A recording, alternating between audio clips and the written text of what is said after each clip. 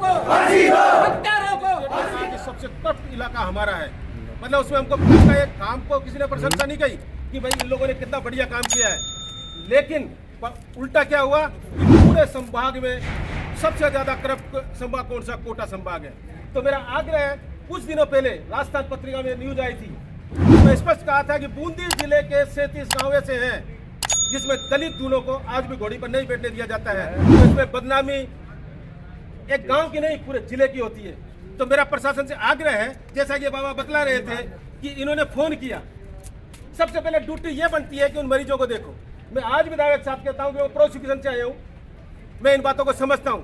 हमारे पीड़ितों के साथ एक भी आदमी अगर अस्पताल में गया हो तो ये प्रशासन बता दें, जबकि यह नैतिक जिम्मेदारी प्रशासन की थी।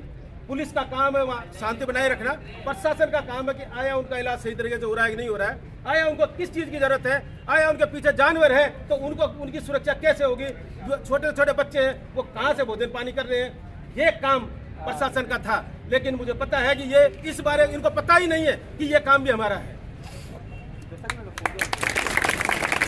मैं तो सीधा करता हूँ, अगर थाने के थानेदार को सब कुछ करना होता तो DYSP, additional SP, SP, commissioner इनको बिठाने की आवश्यकता नहीं थी। उनकी ड्यूटी है कि इस तरीके की अगर कोई घटना घटती है तो उस पर संज्ञान ले, वो की वही बात प्रशासन की है। प्रशासन को भी इन बातों को ध्यान में रखना चाहिए। अगर इस तरीके से अत्याचार हो रहे हैं तो इसमें हमारा तो आदमी मरा है, दुखी है, लेकिन बदनामी जिले की भी होती है। और इसी बात को लेकर हमें ज्ञापन देने आए हैं। हमारे यहाँ दो तरीके के लोग होते हैं, एक लोग गरीब होता है, दूसरा अमीर होता है। एक की जान की कीमत अलग होती है और दूसरे की अलग होती है। अगर मानव समान है, कॉन्स्टिट्यूशन ये कहता है और प्रशासन इस बात को मानता भी है, तो मैं प्रशासन से मांग करूंगा कि जैसा उदयपुर में लोगों को 50-50 लाख रुपए दिए, जयपुर में भी दिए, तो इस गरीब आदमी को जैसे कि ये चाहते तो उस बॉडी को लेकर बैठ सकते थे, व्यवस्था भी बिगाड़ सकते थे। लेकिन ये गरीब समाज है, हम कानून में विश्वास करते हैं। तो हमारा मुख्यमंत्री के नाम जो ज्ञापन दिया उसमें एक ही बात है कि हमको भी उस तरीके से मुआवजा दिया जाए। SC ST के तहत जो आर्थिक सहायता मिलती है, लोग बात कहते हैं कि मेडिकल आना चाहिए, वो आना चाहिए।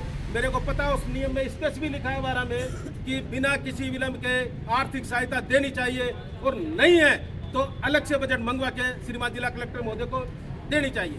तो एक मांग ये है कि उनको जो आर्थिक सहायता है उसके जो भी नियम से मिलते हैं वो दिलवाए जाए।